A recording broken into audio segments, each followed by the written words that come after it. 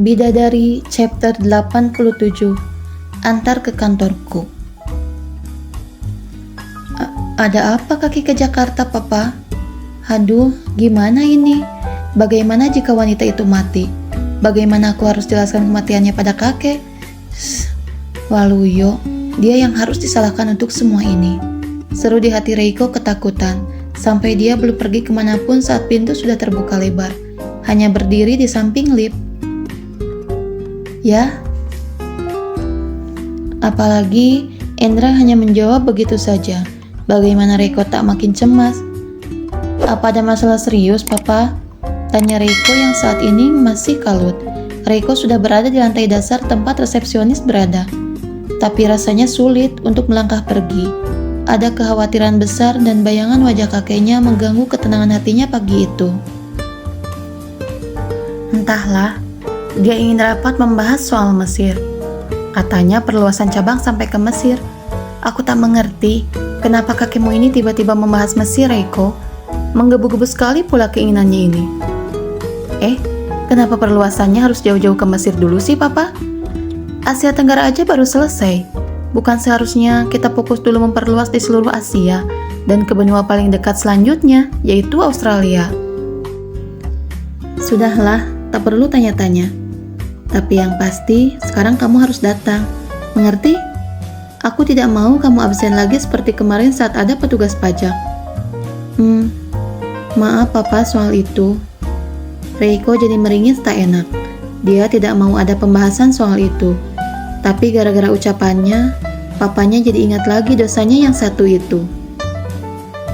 Untuk masalah yang satu itu, kita akan bahas nanti di kantor setelah kakekmu pulang. Papa, apa betul kakek cuma ingin membahas masalah di kantor? Reiko tak peduli soal itu kalau dia ingin dimarahi juga. Tapi yang paling penting, dia ingin memastikan satu hal. Beneran, Papa? Iya, jangan membuatku kesal pagi-pagi, Reiko. Kita tunggu sajalah nanti siang kakekmu akan datang dan akan hadir di rapat perusahaan. Iya siap, Papa. Syukurlah. Jadi kakek hanya ingin datang ke rapat perusahaan kan? Bisik hati Reiko yang akhirnya merasa lega mendengar ucapan dari papanya itu. Kalau begitu, cepat kamu keluar dari hotel, Reiko. Aku yakin Denny juga sudah menunggu di luar dan kamu bisa ikut dengannya. Papa menyuruh orang menjemputku. Reiko tentu tahu kalau papanya mengikuti Brigita. Jadi bukan suatu hal yang aneh kalau sekarang papanya sudah tahu di mana dia berada. Tapi menjemput ini tidak masuk dalam pikiran Reiko. Aku juga sudah menyiapkan pesawat jet untukmu. Kalau kamu tidak keluar juga sampai jam 7 pagi, tadinya aku akan menyuruh Denny untuk menggedor pintu kamarmu dan membawamu ke Jakarta. Sambil mendengar penjelasan papanya, Reiko juga sudah melangkah menuju keluar hotel terburu-buru. Aku menemukannya, Papa. Reiko bicara sambil melambaikan tangan pada Denny yang langsung datang mendekat. Selamat pagi, Pak Reiko, ucap Denny di saat yang bersamaan. Ya, pergilah dengannya. Papanya juga bicara seperti itu dan masih didengar oleh telinga Reiko. Tak perlu basa-basi, papaku sudah memberitahukannya. Panggil mobilnya cepat. Baik, Pak Reiko. Denny pun melakukan apa yang diperintahkan Reiko di saat yang bersamaan. Papa, aku sekalian minta helikopter ya. Aku ingin cepat sampai ke apartemenku. Mintalah pada Denny menyiapkannya. Dan ingat, kamu harus sampai ke kantor sebelum jam makan siang, Reiko. Jangan membuat masalah denganku. Semua yang aku siapkan untukmu sekarang ini di belakang kakekmu. Jangan sampai dia curiga dan meminta untuk mengecek semuanya ke kelas mana. Dan telepon pun ditutup setelah Endra menyelesaikan kalimat tersebut. Ya, Adi Wijaya memang memberikan kesempatan pada Endra untuk mengatur semuanya. Pengawasannya cukup ringan sampai dirinya curiga, barulah mungkin Adi Wijaya akan bertindak. Makanya Endra sangat berhati-hati mencegah hal itu terjadi. Reiko pun paham, makanya tak ingin buang waktu, dia juga sudah buru-buru melangkah masuk ke mobil dan meminta sesuai dengan yang tadi diinginkannya pada Denny, kaki tangan Endra Adi Wijaya. Aku akan melihat kondisinya. Kalau dia tidak apa-apa, aku akan segera berangkat lagi ke kantor. Bisik hati Reiko yang mulai menanyakan pada Denny juga. Apa yang sudah dia lewatkan kemarin di kantor. Tapi baguslah, kakek hanya mau datang ke kantor kan, bukan ke rumahku. Reiko sudah naik ke pesawat, tapi pikiran ini masih melanda pikiran Reiko. Dia bahkan memastikan berkali-kali rencana kakeknya itu kepada Denny. Tak terbayanglah Reiko bagaimana ceritanya kalau kakeknya akan datang ke rumahnya. Tapi, bagaimana dia di sana? Kenapa belum keluar kamar juga dan bikin sarapan untuknya sendiri? Meskipun hatinya tetap masih khawatir tentang seseorang yang ada di rumah itu ketika Reiko baru saja mengecek CCTV pada handphonenya diam-diam dalam pesawat. Tentu saja, Denny tidak akan berani kan mengintip-ngintip handphonenya. Semoga saja dia tidak membuat masalah lebih berat untukku. Pingsan? Mati? Ya, kalau pingsan saja tidak masalah. Kalau sampai mati, bagaimana? Tanya hati Reiko ingin segera sampai ke rumah. Dan ini yang membuat dirinya yang masih di pesawat benar-benar tak tenang. Berkali-kali bolak-balik mengecek CCTV-nya. Padahal, dia sudah mencoba memfokuskan dirinya untuk bekerja dengan menghubungi Roy juga untuk membuat janji temu yang baru. Tetap saja sulit. Laptopnya tak bisa membuat dirinya fokus. Mungkin setelah aku melihat keadaannya, rasa bersalahku ini bisa hilang dan aku bisa bekerja seperti biasa. Ini adalah harapan Reiko, dan dia mengambil sebuah kesimpulan begini sebelum melangkahkan kakinya naik ke helikopter. Perjalanan menggunakan helikopter menuju ke apartemennya hanya memakan waktu kurang dari 10 menit. Tapi kalau Reiko menggunakan mobil, waktu yang dibutuhkannya itu bisa hampir sejam di pagi hari begini. Kau langsung saja ke kantor, nanti aku akan berangkat sendiri. Baik Pak Reiko.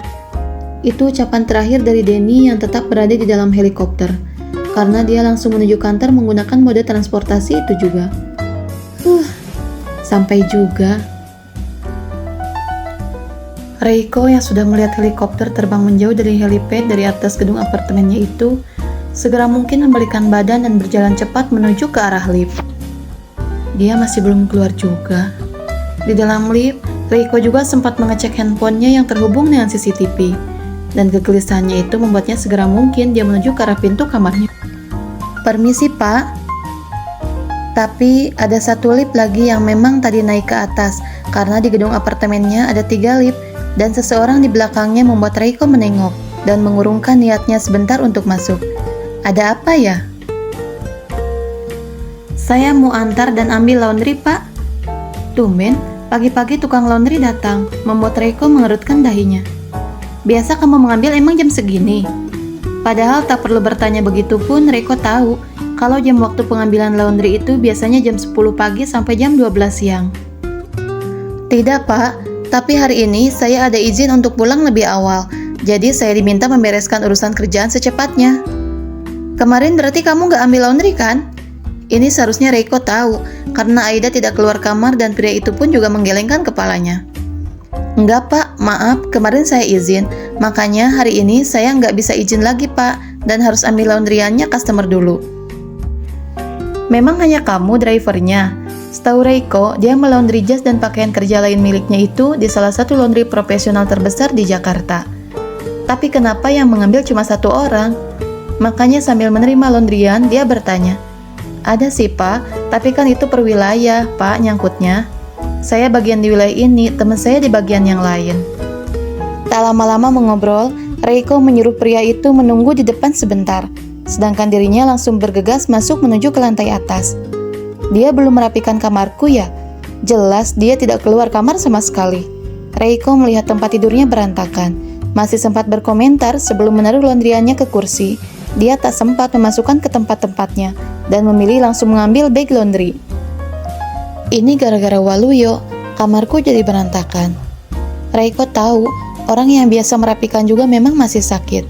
Tapi tetap saja, saat dirinya keluar kamar, Reiko bersungut menyebut nama orang yang membuat dirinya kesal. Dan ini baru pertama kalinya Reiko mengangkut barang-barang laundry di kamarnya sendiri. Namun setelah menuruni tangga, Reiko tidak langsung keluar. Iya, kenapa juga aku harus mengambil kardigan bau menjijikan ini? Protes hati Reiko pada dirinya sendiri yang kini sudah membuka tempat sampah dan mengambil plastik yang kemarin berisi beling, dan dia juga sudah menyiapkan plastik lain untuk mengambil satu kain di dalamnya. Seumur-umur, baru kali ini aku mengambil baju di tempat sampah. Reiko mengumpat dirinya sendiri sambil mencuci tangannya. Kardigan yang seharusnya banyak noda darah dan juga krim sup, untung saja warnanya hitam, jadi tersamarkan noda darahnya. Baunya jangan tanya seperti apa karena sudah busuk sekali. Reiko sendiri pun sampai menahan napas saat tadi memindahkan dan mengikat plastiknya. Dengarkan aku, yang ini cuci tapi jangan diantar ke sini, antar ke alamat ini. Tapi sebelum mengantar telepon dulu padaku ke nomor itu, supaya aku bisa memberitahukan pada sekretarisku untuk mengambil baju ini. Ucap Reiko yang tadi sudah mengambil pena dari saku bajunya dan mencatatkan sesuatu di memo kertas yang diambilnya di dekat pintu. Memang Reiko menempelkan box berisi memo di sana untuk mempermudah jika ingin mencatat sesuatu dari orang luar. Oh, yang ini beda, Pak.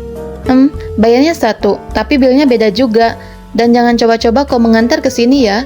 Reiko pun mengangguk cepat sambil mempertegas. Baik, Pak. Dan yang lainnya ini seperti biasa, antar ke sini. Mengerti kau?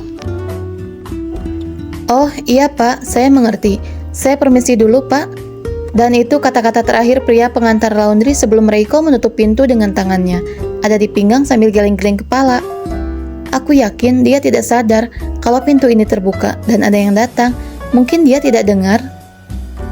Reiko bicara pelan sebelum dia berjalan menuju sebuah kamar di lantai dasar ruang apartemennya itu. Saat dirinya melewati dapur, dia malah berhenti dan melirik pada dapurnya. Aku harus buang sampah dulu. Kalau dia buka sampah itu dan membuangnya ke trash chute, dia bisa tahu kalau kardigannya hilang. Mempersulit diri sendiri, akhirnya sambil bersungut, Reiko untuk pertama kalinya mengeluarkan sampah-sampah dari tempat sampahnya dan keluar dari apartemennya menuju ke trash chute. Untuk mereka yang tinggal di gedung, mereka tidak perlu turun ke bawah membawa sampah. Hanya tinggal melemparkan sampah ke dalam trash chute, bentuknya seperti corong ke bawah, dan sampah-sampah itu sudah masuk ke tempat sampah secara otomatis di bawah. Ini mempermudah mereka yang tinggal di lantai atas, dan membuat sampah juga tidak bercecer kemana-mana saat turun menggunakan lift. Itu pun baunya juga tidak akan membuat lift apartemen jadi tak sedap. Hai, menambah pekerjaanku saja. Saat masuk lagi ke dalam apartemen, Reiko bersungut begitu dan menuju ke dapur untuk mencuci tangannya dulu. Sebelum, apa yang kau lakukan di kamar sampai jam segini belum keluar-keluar sih? Protesnya kemudian yang sudah berjalan mendekat ke arah pintu. Dikunci tidak ya? Reiko tak tahu, tapi dia tidak mengetuk pintu. Justru tangannya langsung bergerak memegang handle pintu. Ya, kenapa masuk kamarku tak ketuk pintu dulu? Protes seorang wanita yang terlihat kebingungan, marah dan tak jelas emosinya dengan kedatangannya. Pintunya tidak dikunci, ya aku langsung membukanya.